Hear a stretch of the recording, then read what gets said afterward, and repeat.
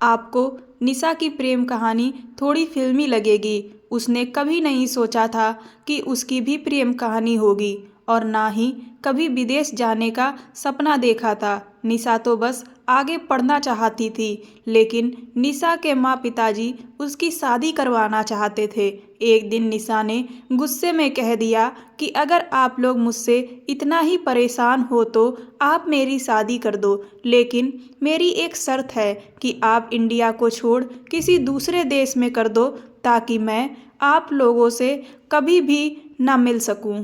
जैसे ही निशा ने शादी के लिए हाँ कहा, अगले दिन उसके घर एक बुआ जी एक रिश्ता लेकर आ जाती हैं, और वो भी विदेश से। निशा ने लड़के को बिना जाने समझे गुस्से में हाँ कर दी, और तो और उसने फोटो देखना भी ठीक नहीं समझा। निशा के माता पिता ने बात आगे बढ़ाई तो पता चला कि लड़का एक डॉक्टर है जो कि हॉलैंड में रहता है। अगले सप्ताह लड़के वालों का फोन भी आ गया। निशा के मन में बहुत डर था कि एक तो लड़का डॉक्टर और उससे बिल्कुल भी अलग। निशा ने कहा कि एक न्यूज़ रिपोर्टर की डॉक्टर, वो भी दिमाग का डॉक्टर, दोनों का कोई भी मेल नहीं था। इस सब के बावजूद निशा ने बिना देखे हाँ कर दी थी। ये कुछ भी नहीं सोचा था कि वो कैसा होगा, काला, गोरा या फिर लंगड़ा लूला, फिर भी उसने हाँ कर दी थी। निशा ने सोचा कि अब तो ओखली में सिर दे ही दिया है तो मूसलों से अब क्या डरना। एक दिन निशा ने उस लड़के की माँ से फ़ोन पर बात की और फिर लड़के से बात की। जब उसने पहली बार फ़ोन पर हेलो बोला, निशा की डर के कारण धड़कनें बढ़ गई थीं। निशा शांत थी। लड़के ने कहा, मेरा नाम राज है, मैं डॉक्टर हूँ।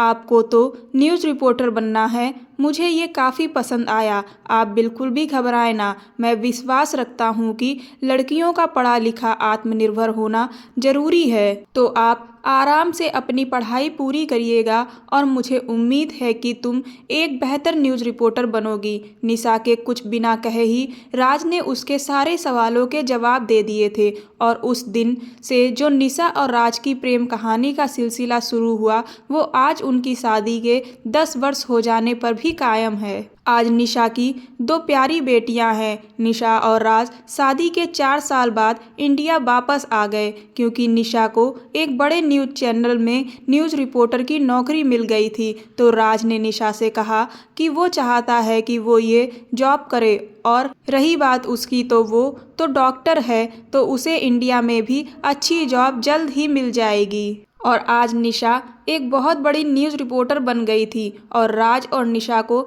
इंडिया में सेटल हुए 6 साल हो गए थे।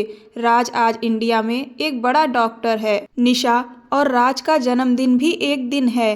इसीलिए अब निशा यही मानती है, अगर आपका प्यार आपकी किस्मत में है तो वो दुनिया के किसी भी कोने में हो, आपको मिल ही जाएगा। जैसे निशा को विदेश में रहने वाला राज मिल गया, क्योंकि उसकी किस्मत में उसका प्यार था। और राज के आने से निशा की जिंदगी खुशियों से भर गई और वो आत्मनिर्भर भी हो गई। उसे अपने पति और ससुराल से इतना सारा प्यार मिला कि वह बहुत खुशहाल जिंदगी जी रही है। निशा आज भी अपने माँ बाप से बात नहीं करती है, क्योंकि उसके मन में इस बात की ठेस है कि उसके माँ बाप ने उसकी इच्छाओं की वैल्यू नहीं समझी।